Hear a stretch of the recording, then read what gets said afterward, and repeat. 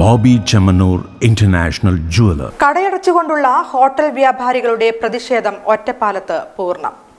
വാണിജ്യ LPG സിലിണ്ടറിന് കുത്തനെ വില കൂട്ടിയതിൽ പ്രതിഷേധവുമായി സംസ്ഥാനത്തെ ഹോട്ടലുകളും റെസ്റ്റോറന്റുകളും ബേക്കറികളും ഇന്ന് അടച്ചിട്ട് പ്രതിഷേധം അറിയിച്ചു. കടയടപ്പ് പ്രതിഷേധം ഒറ്റപ്പാലത്ത് സമ്പൂർണമായിരുന്നു.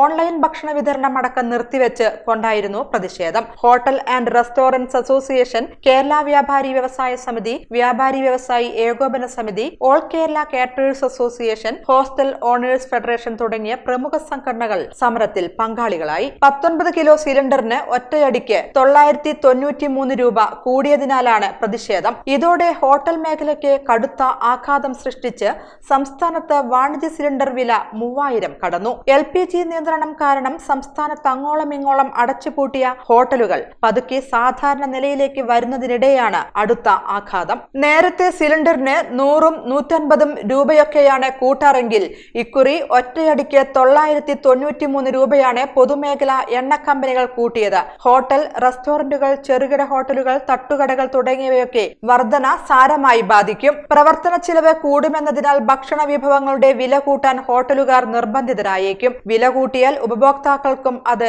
വലിയ തിരിച്ചടിയാകും.